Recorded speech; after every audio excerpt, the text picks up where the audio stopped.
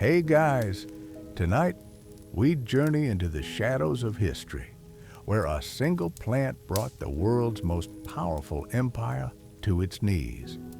So before you get comfortable, take a moment to like the video and subscribe, but only if you genuinely enjoy what I do here. And let me know in the comments where you're tuning in from and what time it is for you. It's always fascinating to see who's joining us from around the world.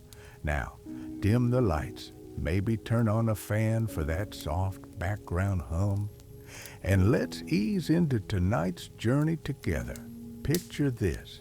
The year is 1839, and you're standing on the docks of Canton watching as British merchants unload wooden crates from ships that have sailed halfway around the world.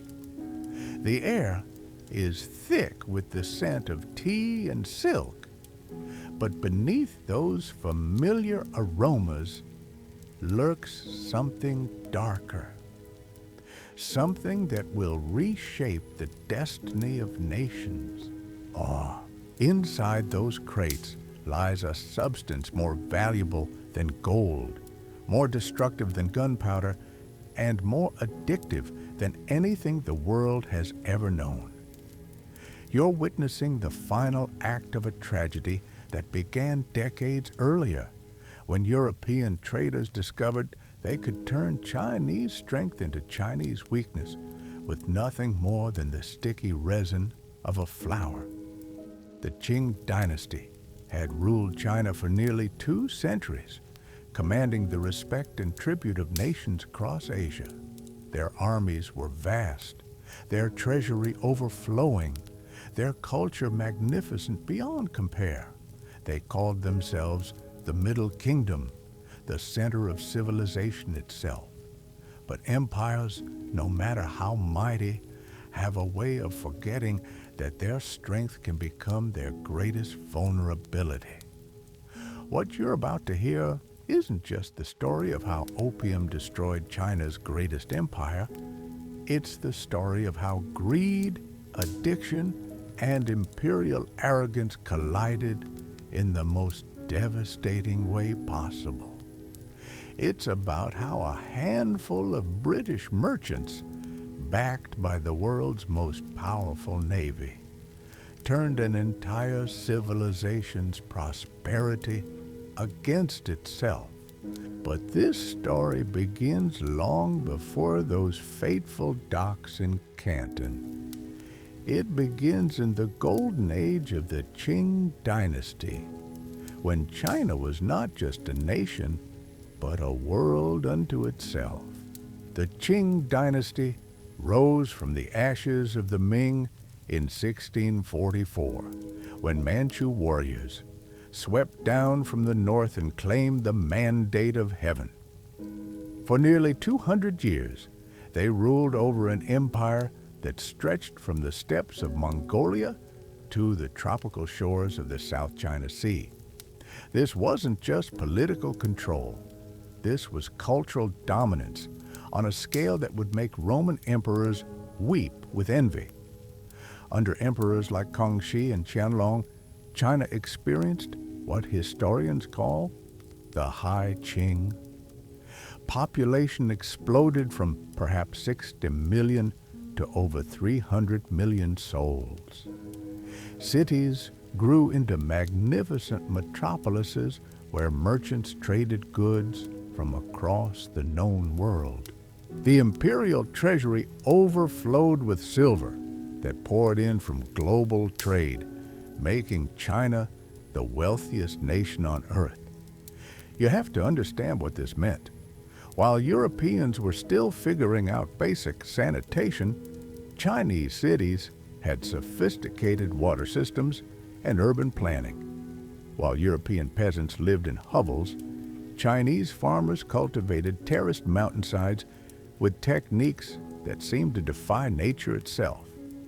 The Qing court in Beijing was a wonder that left foreign visitors speechless, with palaces that stretched for miles and ceremonies so elaborate they took months to prepare. But here's what made the Qing truly formidable. They weren't just militarily powerful or economically dominant.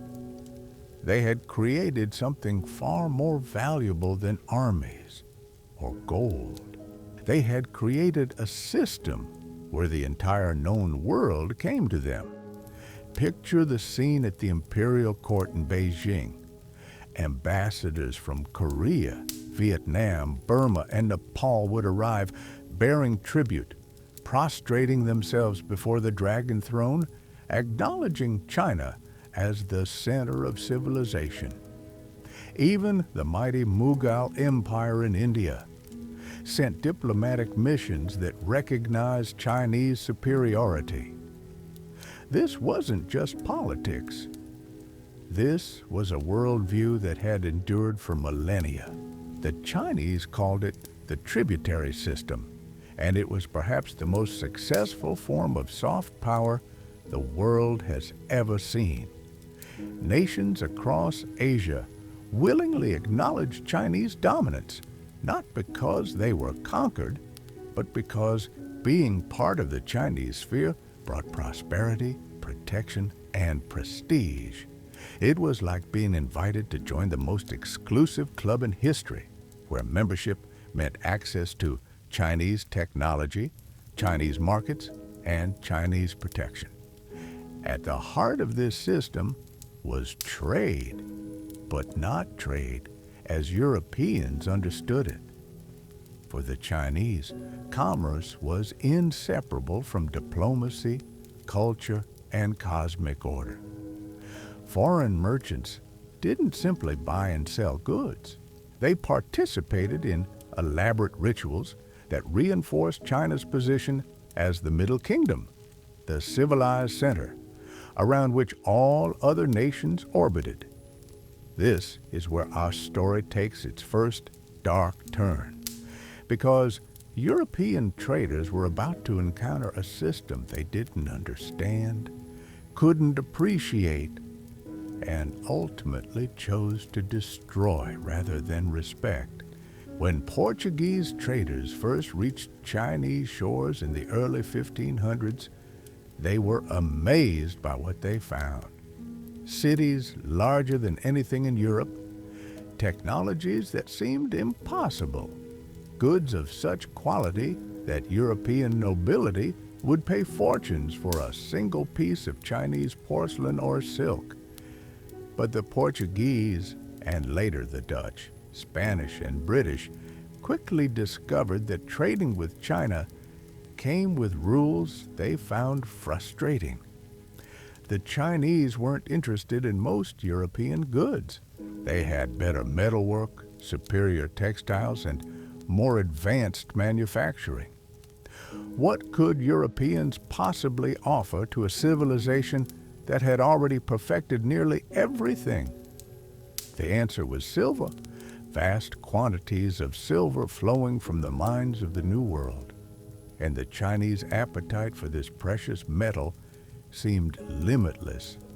But even silver came with conditions. Foreign traders could only operate in designated ports, under strict supervision, following elaborate protocols that reinforced Chinese superiority. They had to kowtow to Chinese officials, follow Chinese law, and accept that they were barbarians seeking the privilege of trading with the civilized world.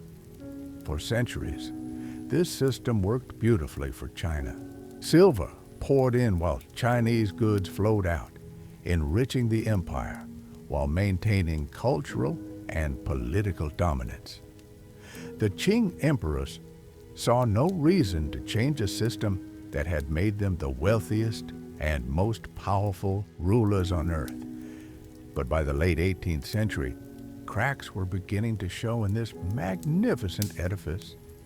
The very success of the Qing system was creating problems that no amount of silver could solve. Population growth, while impressive, was starting to outpace agricultural production. More mouths to feed meant more pressure on the land, more competition for resources. and more social tension.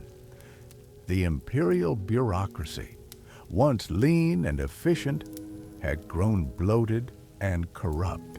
Officials who should have been serving the empire were increasingly serving themselves, skimming profits from the very trade that had made China wealthy. Even more dangerous was the way success had bred complacency. The Qing court had become so convinced of Chinese superiority that they stopped paying attention to developments in the outside world. While European nations were industrializing, building more powerful weapons, and developing new forms of economic organization, China remained confident that barbarian innovations could never threaten the Middle Kingdom. This wasn't just arrogance, though arrogance played a part.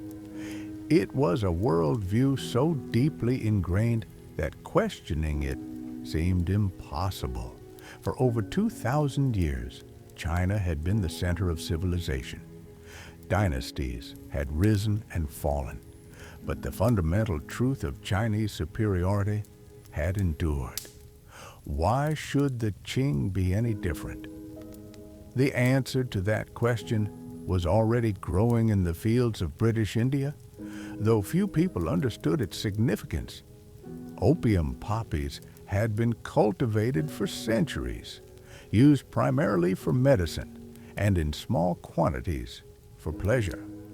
But British merchants and administrators were beginning to realize that this humble flower might hold the key to solving their most pressing economic problem.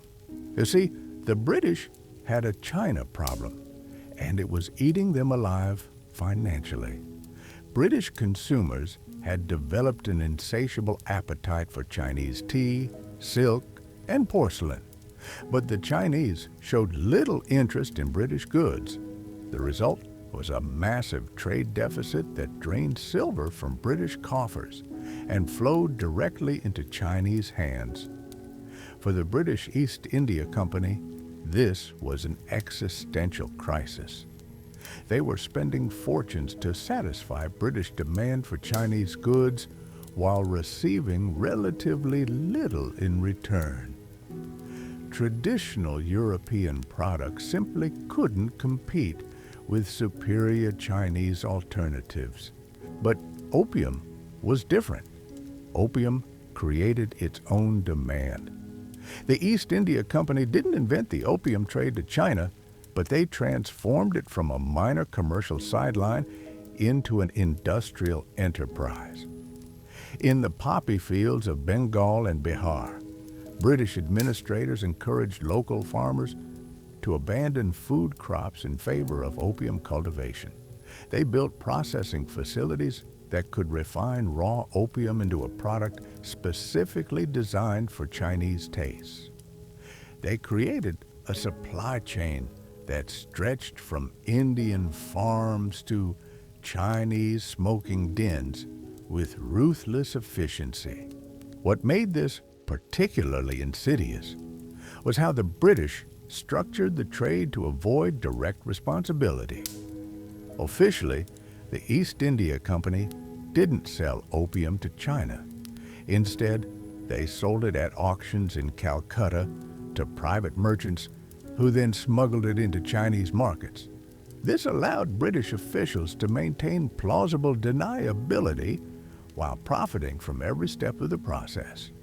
But the real genius of the British opium strategy wasn't logistical. It was psychological. They had found a product that could reverse the fundamental dynamics of Chinese trade.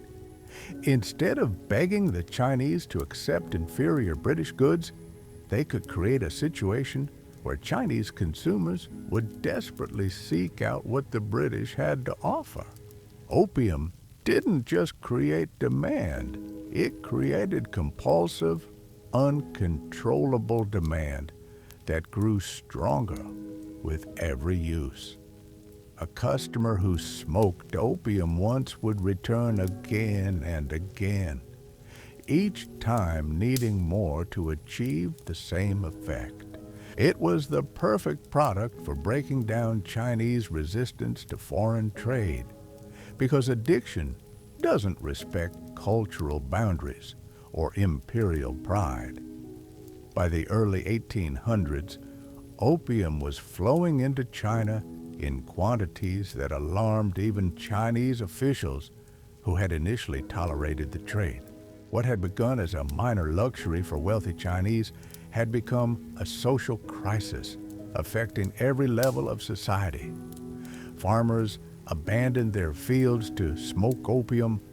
Soldiers deserted their posts. Government officials neglected their duties. The silver that had once flowed into China to purchase legitimate goods was now flowing out to pay for a substance that was destroying Chinese society from within. The Qing court faced an impossible choice. They could continue to allow the opium trade, watching their empire slowly poison itself while silver drained from the treasury. Or they could take action to stop it, knowing that this would mean confronting the British Empire at the height of its power. Neither option offered an easy path forward, but the decision would determine whether the Middle Kingdom could survive the challenge of a changing world. The crisis reached a breaking point under the Qing Emperor, though he wouldn't live to see the full consequences of what was about to unfold. By 1820, opium imports had reached nearly 5,000 chests annually, each chest containing roughly 140 pounds of processed opium. To put that in perspective, this was enough to supply regular doses to hundreds of thousands of Chinese addicts. And the numbers were growing exponentially every year. But it wasn't just the scale that terrified Chinese officials. It was how opium was reshaping the very fabric of their society. In the tea houses of Canton, merchants who had once negotiated deals worth fortunes now sat glassy-eyed, pipes in hand, their businesses crumbling around them. In the villages of Guangdong province, entire families sold their land, their tools, even their children, to feed their addiction. The imperial army, once the pride of the Qing dynasty, was hemorrhaging soldiers to opium dens. Officers reported entire units deserting not to join enemy forces, but to chase the dragon in back alley, smoking houses.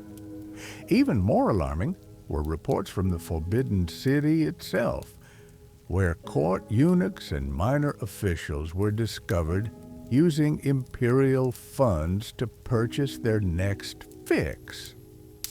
This wasn't just a public health crisis. It was an existential threat to everything the Qing dynasty represented. The mandate of heaven, the divine right to rule that legitimized imperial power, depended on the emperor's ability to maintain order and prosperity. How could the Son of Heaven claim celestial approval when his subjects were destroying themselves with foreign poison? The economic implications were equally devastating. For centuries, China had enjoyed a favorable trade balance, with silver flowing in to purchase Chinese goods. Now that flow was reversing with terrifying speed. Chinese merchants were paying for opium with silver that had previously enriched the imperial treasury. Some estimates suggest that by the 1830s, China was losing 6 million taels of silver annually to the opium trade. That represented roughly 1/6 of the empire's total silver reserves disappearing every year. Emperor Daoguang, who ascended the throne in 1820, inherited this crisis just as it was accelerating beyond control. Unlike his predecessors, who had ruled during times of expansion and prosperity, Daoguang faced a problem that couldn't be solved through traditional imperial methods. You couldn't intimidate opium addiction with military displays. You couldn't negotiate with it through diplomatic channels. And you certainly couldn't make it disappear by issuing imperial edicts from the comfort of the emperor's advice-forbidden city. Theors were split between two approaches, and the debates that raged in the imperial council would determine the fate of the entire empire. The moderates, led by officials who understood the complexity of international trade, argued for a controlled approach, license the opium trade, tax it heavily, and use the revenue to fund programs that might reduce addiction. This wasn't moral approval of opium, they insisted, but practical recognition that prohibition had failed completely. The hardliners, however, saw this as capitulation to foreign devils and domestic weakness. Led by officials like Xu Naiji, they argued that the empire's honor and the people's welfare demanded nothing less than total prohibition. Opium wasn't just a commercial product gone wrong. It was a weapon being used to destroy Chinese civilization, and weapons required a military response. For months, these debates consumed the imperial court while the crisis deepened in the streets below. Every day that passed without decisive action meant more Chinese silver flowing to British coffers, more Chinese families destroyed by addiction, and more erosion of imperial authority. The emperor found himself trapped between practical necessity and moral imperative, between the demands of international commerce and the requirements of imperial legitimacy. The breakthrough came in 1838, when a memorial reached the emperor's desk that would change everything. It wasn't from a high-ranking official or a military commander. It was from Lin Zexu, the Governor-General of Hunan and Hubei provinces, and it contained the most comprehensive analysis of the opium crisis that any Chinese official had yet produced. Lin's memorial was brilliant in its clarity and terrifying in its implications. He had spent months investigating every aspect of the opium trade, from the British cultivation methods in India to the smuggling networks operating along the Chinese coast. What he discovered was not just a commercial enterprise, but a carefully orchestrated campaign to weaken and ultimately subjugate the Chinese empire. The memorial laid out the mathematics of destruction with brutal precision. At current rates of import, Lin calculated, China would lose its entire silver reserves within a decade, but the economic damage was only the beginning. Medical reports from across the empire documented the physical and mental deterioration that opium inflicted on regular users.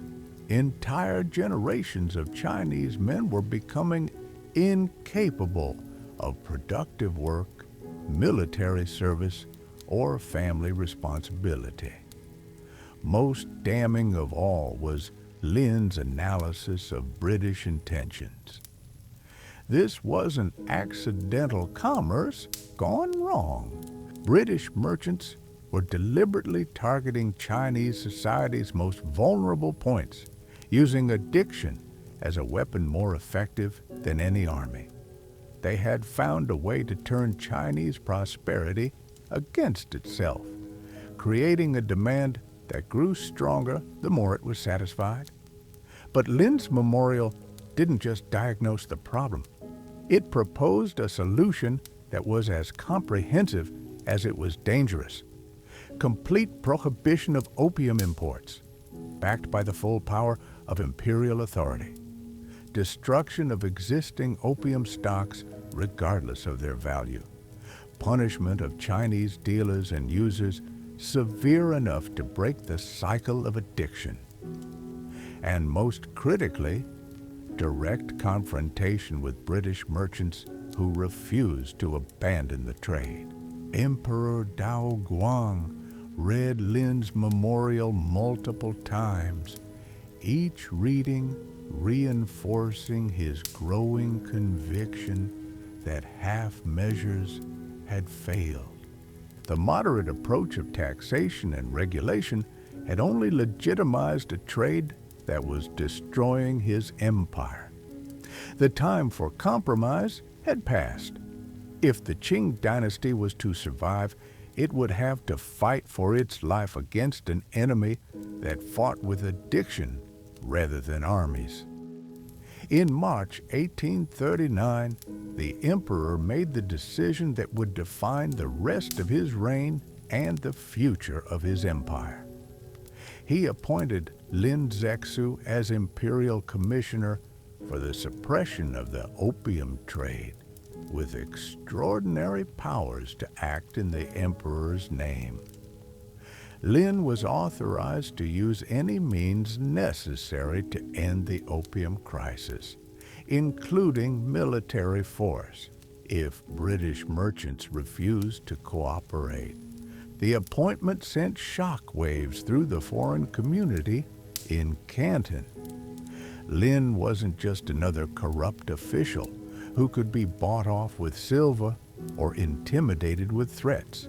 He was a scholar administrator of impeccable integrity, known throughout the empire for his incorruptible character and his innovative approaches to governance. If anyone could succeed where others had failed, it was Lin Zexu. But the British merchants weren't impressed by Chinese imperial appointments.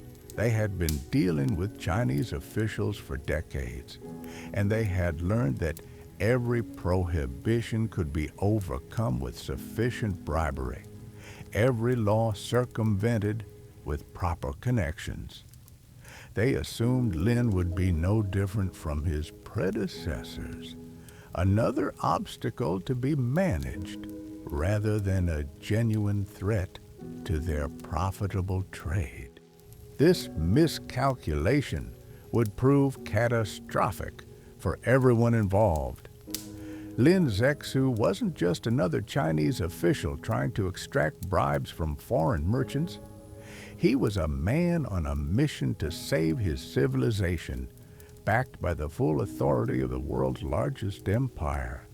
And he was about to demonstrate that the age of easy profits from Chinese weakness was coming to an end. When Lin arrived in Canton in March 1839, he brought with him powers that no foreign merchant had ever encountered. He could seize property without compensation, arrest suspects without trial, and execute anyone found guilty of trafficking in opium. More importantly, he brought a strategy that would turn the British merchants' own success against them. The British had grown wealthy by exploiting Chinese addiction, but that addiction had created dependencies that worked both ways. Chinese merchants who had grown rich from the opium trade now had fortunes tied up in British networks. British merchants had invested heavily in Chinese infrastructure, warehouses, and relationships that couldn't be easily abandoned. Lin understood that economic warfare could be more effective than military confrontation if applied with sufficient intelligence and determination. His first move was to gather intelligence on every aspect of the British operation. Within weeks of his arrival, Lin's agents had mapped the entire smuggling network, identified key players, and documented the financial flows that kept the trade profitable. He knew which Chinese officials were taking bribes, which merchants were providing protection, and which routes were being used to move opium into the interior.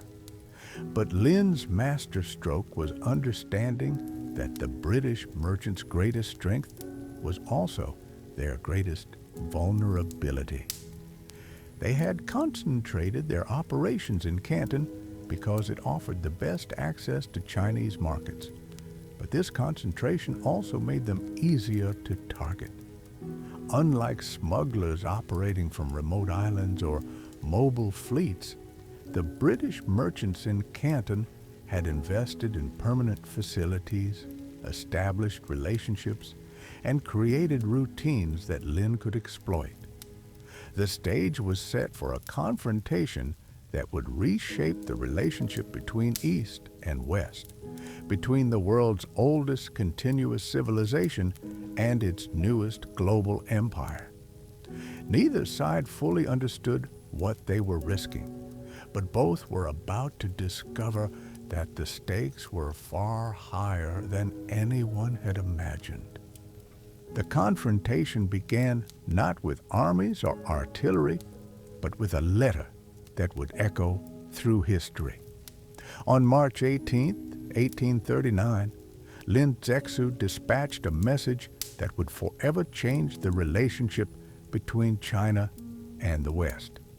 It wasn't addressed to Chinese merchants or local officials.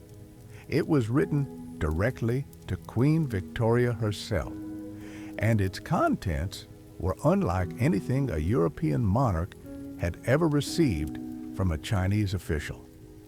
Picture Lin sitting in his temporary headquarters in Canton, brush in hand, crafting words that he believed might prevent a war.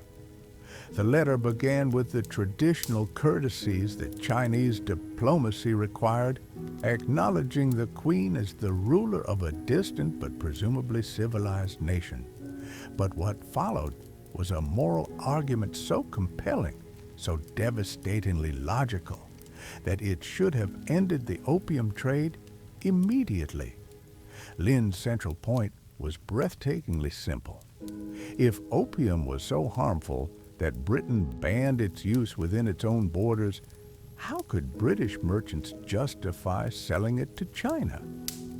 The letter laid out this contradiction with surgical precision, noting that British law punished opium use with severe penalties, while British merchants grew wealthy, distributing the same substance to Chinese consumers.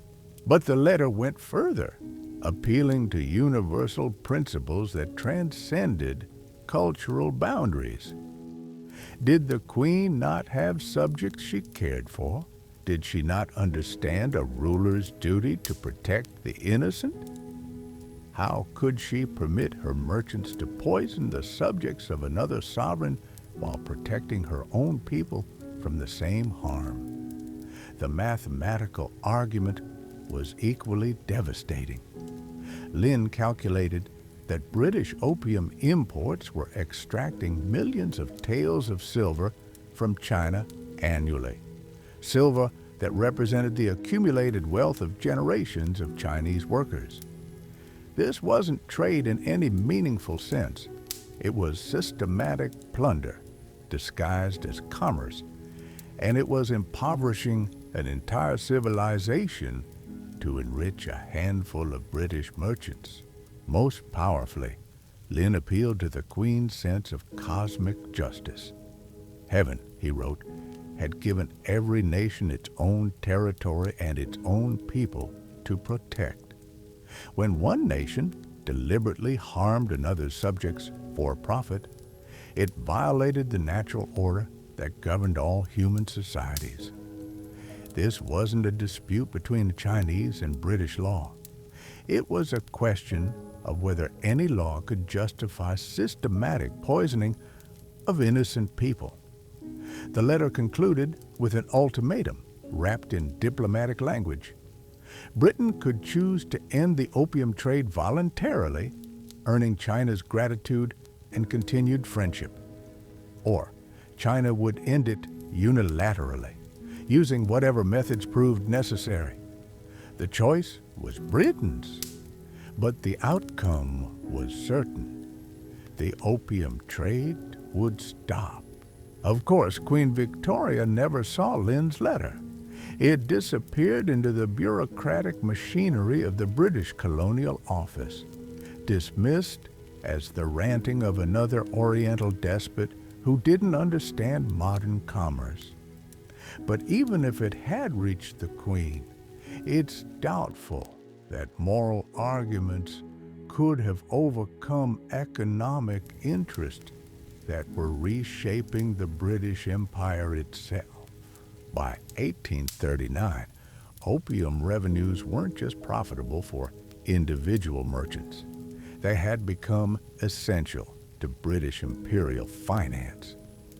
The East India Company used opium profits to fund its administration of India, including the armies that maintained British control over the subcontinent. British banks had invested heavily in opium-related infrastructure. British shipping companies depended on opium cargoes to make their China routes profitable. More fundamentally, the opium trade had become intertwined with Britain's emerging industrial economy.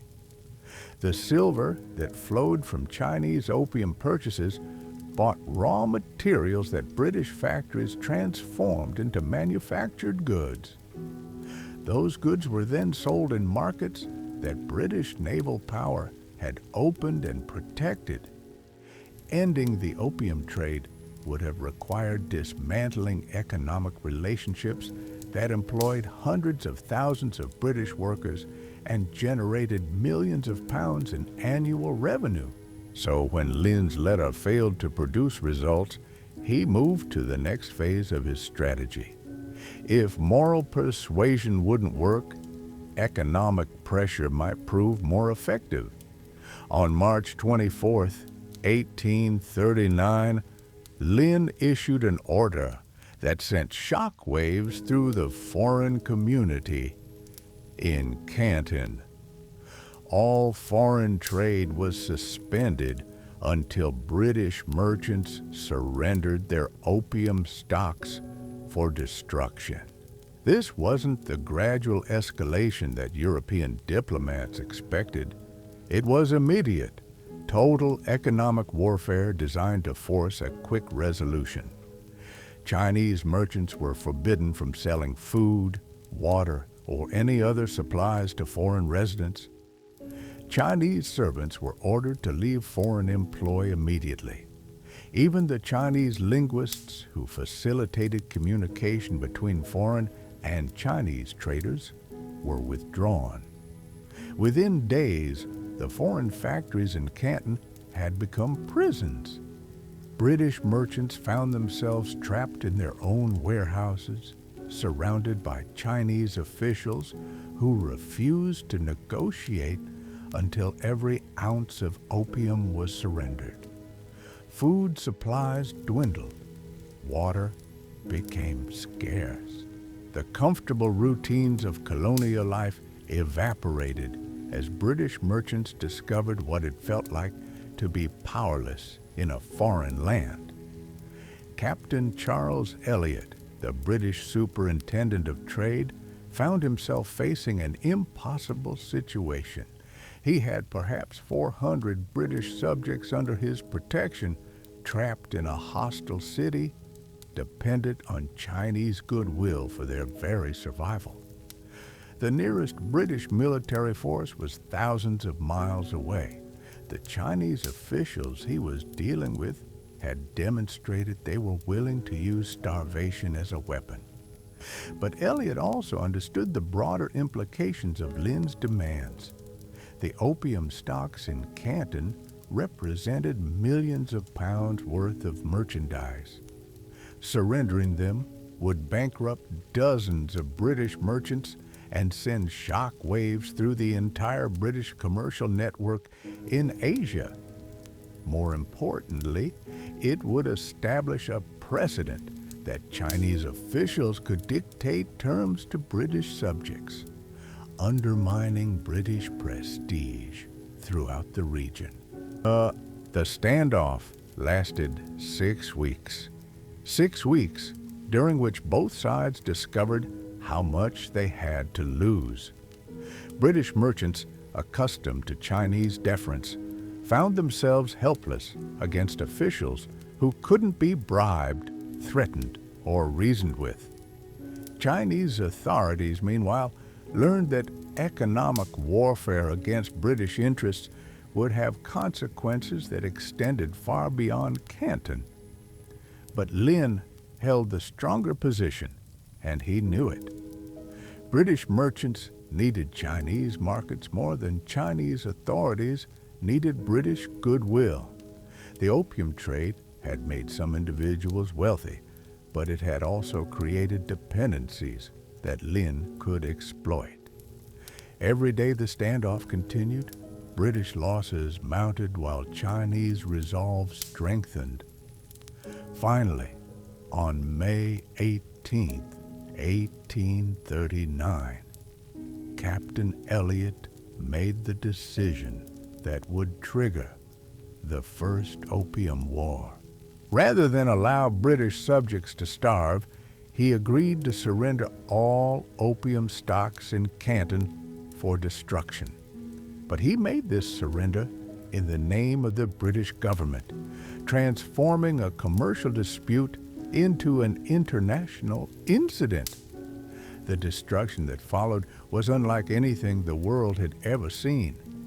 Over 20,000 chests of opium, worth approximately 6 million pounds, were dissolved in massive pits, dug specially for the purpose. Lin supervised the process personally, ensuring that every ounce of the drug was destroyed beyond recovery. It took 3 weeks to complete the destruction, and the ceremony was designed to demonstrate Chinese power as much as Chinese resolve. But Lin's triumph contained the seeds of its own destruction. By forcing the British government to compensate merchants for surrendered opium, Elliot had created a situation where Britain had a direct financial stake in the opium trade. What had been a private commercial dispute was now a matter of British national honor and imperial prestige. The reaction in London was swift and decisive. Lord Palmerston, the Foreign Secretary, declared that British subjects had been illegally imprisoned and British property had been confiscated without compensation. This wasn't just about opium anymore. It was about whether Britain would allow any foreign power to dictate terms to British merchants anywhere in the world. Military preparations began immediately.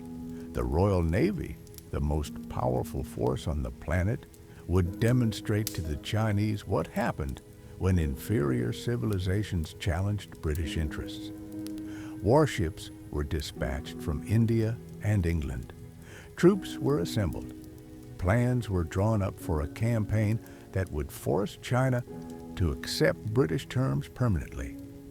The Chinese court, meanwhile, celebrated Lin's success as validation of traditional Chinese superiority. The barbarian merchants had been humbled. Their poisonous cargo had been destroyed. The natural order had been restored through firm but righteous action.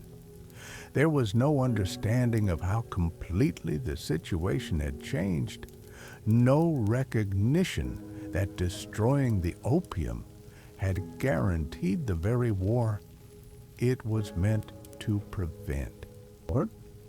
In Beijing, Emperor Daoguang received reports of Lin's triumph with satisfaction and relief.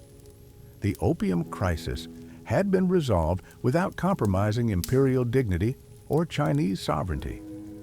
The British had submitted to Chinese authority, proving that barbarians, however wealthy or arrogant, would eventually acknowledge the superiority superiority of Chinese civilization. But thousands of miles away, British naval commanders were studying charts of the Chinese coast, identifying targets for bombardment, and planning an assault that would shatter Chinese confidence forever.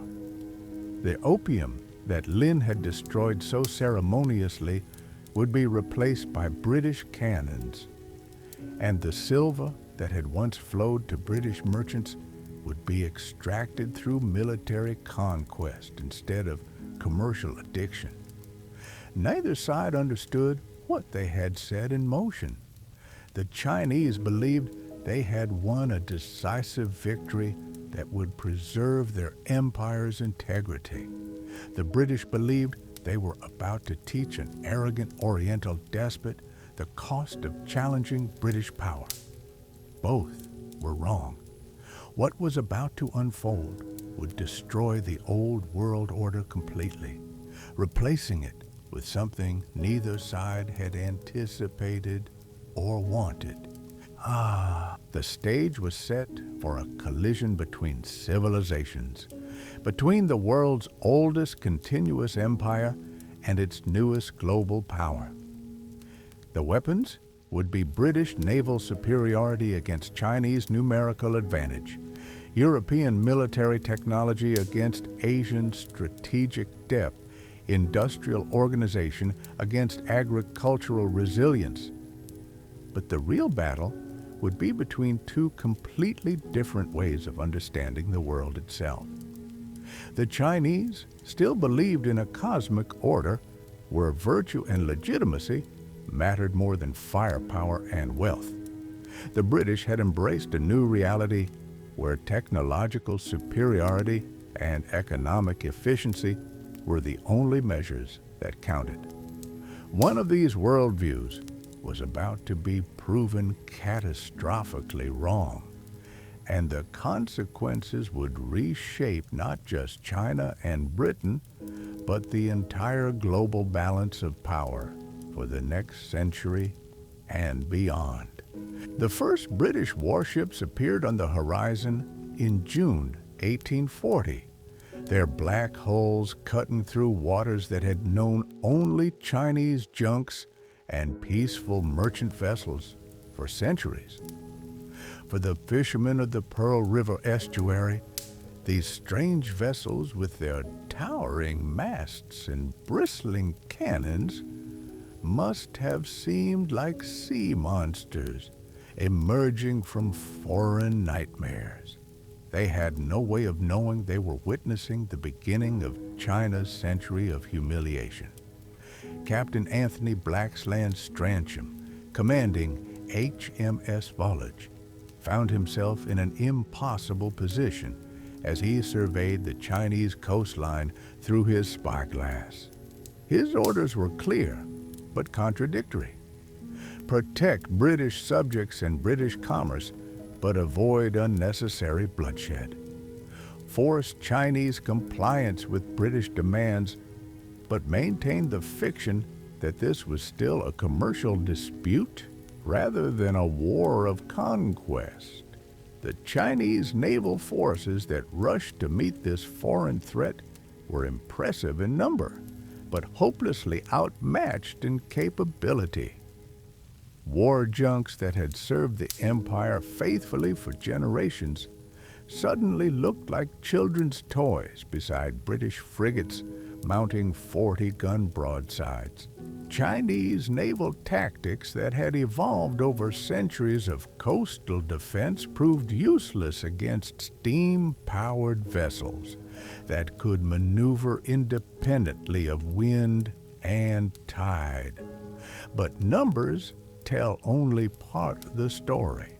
What really doomed Chinese resistance wasn't technological inferiority, though that played a crucial role. It was the complete mismatch between Chinese strategic thinking and the reality of modern warfare. Chinese commanders expected formal declarations, ritualized combat, and negotiations between engagements. Instead, they faced an enemy that struck without warning, showed no interest in face-saving compromises and measured victory purely in terms of strategic objectives achieved. The first major engagement came at Chuanbi, where Chinese Admiral Guan Tianpei had positioned his fleet to block British access to the Pearl River. Guan was everything a Chinese naval commander should be: experienced, brave, completely loyal to the emperor, and absolutely convinced that Chinese virtue would triumph over barbarian aggression.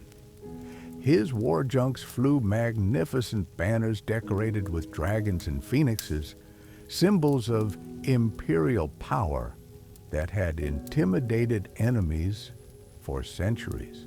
The battle lasted less than 4 hours. British naval gunnery, perfected through decades of warfare against Napoleon, systematically destroyed Chinese positions that had seemed impregnable just hours before. Guan's flagship, a massive junk that had been the pride of the imperial fleet, burned to the waterline while its commander stood on deck, refusing evacuation even as flames consumed everything around him.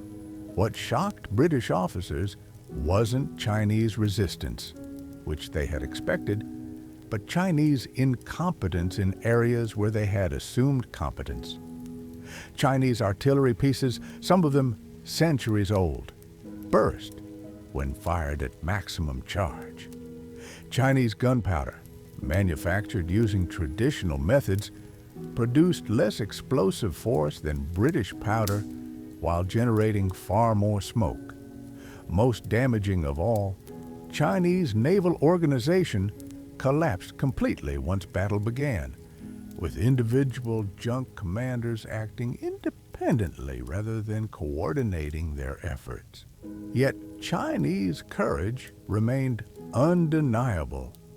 Again and again, Chinese sailors rode directly into British broadsides, their junks splintering around them, hoping to board enemy vessels through sheer determination. Chinese soldiers threw themselves into hopeless assaults against British positions, dying in waves but never retreating. This wasn't ignorance of military reality. It was a conscious choice to accept death rather than dishonor, even when dishonor might have saved lives. The psychological impact of these early defeats rippled through Chinese society like an earthquake. For centuries, the Chinese had been told that their civilization was superior, their military invincible, their emperor blessed by heaven itself.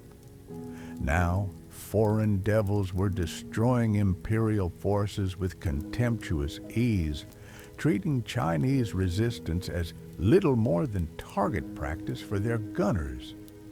Reports reaching Beijing grew more alarming with each dispatch. British forces had captured the Bogue forts that guarded the approach to Canton. They had sunk or scattered the entire Pearl River fleet. They were demanding not just compensation for the destroyed opium, but permanent changes to the way China conducted foreign trade. Most ominously, they showed no interest in the ritualized negotiations that had resolved every previous conflict in Chinese history. Emperor Dao Guang found himself facing a crisis that no previous Chinese ruler had ever confronted. Military defeat was nothing new. Dynasties had risen and fallen, armies had won and lost battles. But the fundamental assumptions underlying Chinese civilization had never been challenged. Now barbarians were demonstrating that Chinese military superiority was an illusion, Chinese technological advancement was a myth, and Chinese cultural supremacy was meaningless when confronted by superior firepower. The emperor's advisors were split between those who counseled continued resistance and those who urged immediate negotiation. The hardliners, led by officials who had never seen British naval power firsthand, insisted that Chinese numerical superiority would eventually triumph. Bring more troops, build more war junks, mobilize the entire empire if necessary. Surely the barbarians couldn't sustain their aggression against the world's most populous nation. The moderates, however, were beginning to understand the true scope of the disaster. This wasn't a traditional border conflict that could be resolved through diplomatic compromise. The British had demonstrated capabilities that rendered traditional Chinese military thinking obsolete. More troops wouldn't help if they couldn't reach the battlefield. More junks wouldn't matter if they could be sunk before getting within range of enemy vessels. And so the Middle Kingdom learned the cruelest lesson in its long history. That virtue without power is merely philosophy. That tradition without adaptation is simply nostalgia, and that the strongest empires can be brought low not by armies, but by their own prosperity turned against them. The opium that Lin Zexu destroyed so ceremoniously in those Canton pits became the symbol of everything that followed. China's century of humiliation, the collapse of the tributary system, and the end of a worldview that had endured for millennia. Sometimes, the greatest empires don't fall to superior enemies. They fall to their own inability to recognize that the world has changed around them.